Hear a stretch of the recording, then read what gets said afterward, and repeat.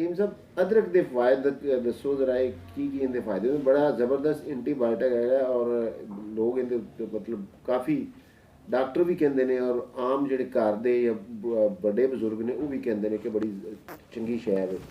तुसी अपने इलम और हिकमत की रूह नाल दसो कि अदरक जोड़ा है क्योंकि तुसी अपनी जड़ियाँ इस्तेमाल कराते हो कहवा या खुराक दसते हो खाने लिए वो अदरक का इस्तेमाल लाजमी रखते हो और अच्छी मतलब मिकदार आम रूटीन और थोड़ी जी तेज़ रखने का कहते हो।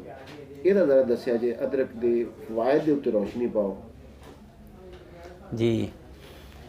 अदरक सब्जियां विच शुमार हुंदा है, मसाले विच भी शुमार हो जाता है, खुशक करके इहनूं पीस के रख लेंदे नेगे, सुंड भी इसे दी बना लेंदे ने अदरक दी। इहदा मिजाज जिहड़ा होगा गर्म तारेगा, गर्मी ते तरी है। इहो ही साडी जिहड़ी सेहत नूं बरकरार रखण वास्ते हरारत अंग्रेजिया और रतूबत अंग्रेजिया गर्मी तरी यानी कि चाहिदी है। खून का मिजाज भी गर्म तारे ਉਹਦੀ ਮਾਮਨਤ ਕਰਦਾ ਹੈ। ਜਦੋਂ ਅਸੀਂ ਇਹਨੂੰ ਇਸਤੇਮਾਲ ਕਰਨੇ ਹੈਗੇ ਫਿਰ ਇਹ ਖੂਨ ਨੂੰ ਗਰਮ ਵੀ ਕਰਦਾ, ਉਹਦਾ ਟੈਂਪਰੇਚਰ ਉਹਦੇ 'ਚ ਤਰੀ ਵੀ ਪੈਦਾ ਹੈ, ਉਹਦੇ 'ਚੋਂ ਪੈਦਾ ਕਰਦਾ, ਉਹਦੇ 'ਚੋਂ ਅਰਜ ਵੀ ਪੈਦਾ ਕਰਦਾ, ਕੋਈ ਤੇਜ਼ੀ ਨਾਲ ਫੁਰਤੀ ਨਾ ਜਾਏ, ਉਹਨੂੰ ਲਤੀਫ ਵੀ ਬਣਾਉਂਦਾ ਹੈ ਹਰਾਰਤ ਪੈਦਾ ਕਰਕੇ। ਫਿਰ ਉਹ ਇਹਦੇ ਵਿੱਚ ਐਂਟੀਬਾਇਓਟਿਕ ਦਾ ਤੁਸੀਂ ਆਪ ਵੀ ਲਫ਼ਜ਼ ਬੋਲ ਦਿੱਤਾ ਹੈਗਾ, ਇਹਦੇ 'ਚ ਉਹ ਜ਼ਹਿਰਾਂ ਨੂੰ ਤੋੜਨ ਦੀ ਕੂਵਤ ਹੈਗੀ। गर्मी तरी खून भी जोड़ा वो भी कुवत मुदाफत है, इम्यूनिटी फोर्स हैगी, इम्यूनिटी भी बल्कि वाइटल फोर्स भी हैगी, ये भी इस तरह ही वही खासियत आएगी।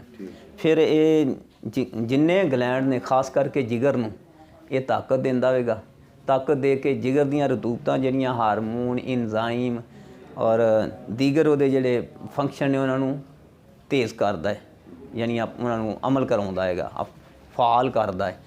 फिर ਉਹਦੀਆਂ ਜਿਹੜੀਆਂ ਰਤੂਬਤਾਂ ਗੈਰ ਜ਼ਰੂਰੀ ਉਹਨਾਂ ਨੂੰ ਬਾਹਰ ਵੀ ਕੱਢਦਾ ਹੈ ਔਰ ਗੈਰ ਜ਼ਰੂਰੀ ਤੋਂ ਹਟ ਕੇ ਵੀ ਜਿਹੜੀਆਂ ਆਉਂਦੀਆਂ ਉਹ ਰਤੂਬਤਾਂ ਉਹ ਬਾਇਲ ਹੋ ਗਿਆ ਜਾਂ ਦੀਗਰ ਰਤੂਬਤਾਂ ਜਿਹੜੀਆਂ ਕੰਮ ਕਰਦੀਆਂ ਨੇਗੀਆਂ, ਹਾਰਮੋਨ ਦਾ ਲਫ਼ਜ਼ ਅੱਜ ਕੱਲ੍ਹ ਬੋਲਿਆ ਜਾਂਦਾ ਹੈਗਾ, ਉਹ ਇਹਨਾਂ 'ਚੋਂ ਕੱਢ ਕੇ ਫਿਰ ਉਹ ਦੂਸਰੇ ਅਜ਼ਾ ਤੱਕ ਪਹੁੰਚਦੀਆਂ ਨੇ, ਉਹਨਾਂ ਦਾ ਵੀ ਫੰਕਸ਼ਨ ਕਰਾਉਂਦੀਆਂ। ਇਹ ਗਲੈਂਡਸ ਨੂੰ ਹਰਾ ਦੇ ਕੇ ਕੂਵਤ ਦੇ ਕੇ ਫਿਰ ਇਹਨਾਂ ਦਾ ਕੰਮ ਦਰੁਸਤ ਕਰਾਉਂਦਾ ਹੈ। और ग्लैंड का काम है जिसम नूं खुराक की सप्लाई मुहैया करना, खुराक सारी तैयार करना, एंटीबायोटिक तैयार करना या जहरां का मुकाबला करना, वो सारा ही जिगर और गुदद के तहत ये उन्होंने तकवीयत देंदा है। जिगर और गुदद जिन्ने भी ग्लैंड्स ने। अच्छा ये मसलन मैनू दाड़ या इस तरह जख्म हो जाए या ये कुव्वत मुदाफत नूं ये वधांदा है जी, वाइटल फोर्स भी वधाउंदा है, कुव्वत मुदाफत भी वधाउंदा है। मेदे दे विच एसिडिटी वगैरह जिहड़ी बिल्कुल एसिडिटी नूं तोड़ दिंदा हैगा, ये गर्म तारेगा। एसिडिटी गर्म खुश्क गर्म होंदी है या सर्द खुश्क होंदी है, ਉਹਦੇ 'ਚ हाइड्रोक्लोरिक एसिड ਹੁੰਦਾ ਹੈਗਾ, तेज़ाबियत ਹੁੰਦੀ है, ਇਹਦੇ ਵਿੱਚ ਨਮਕੀਆਤ ਹੁੰਦੇ ਨੇਗੇ, ਇਹ 'ਚ ਨਮਕ ਵਾਲੀ ਖਾਸੀਅਤ ਹੈ। ਉਹ ਨਮਕ ਵਾਲੀ ਖਾਸੀਅਤ ਜਿਹੜੀ ਹੈ ਨਾ ਉਹ ਐਸਿਡਿਟੀ ਨੂੰ ਤੋੜ ਦਿੰਦੀ ਹੈ और अगे फिर प्रोसैस चल पैंदा एसिडिटी की हर अपना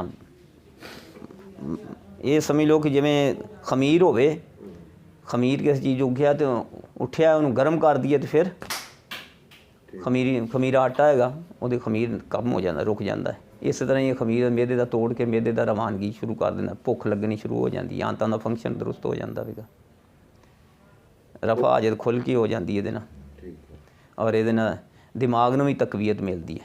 दिमाग के जोड़े गुद्दी परदा है, गुद्दी टिशू ने उन्होंने तकवीयत देंदा है।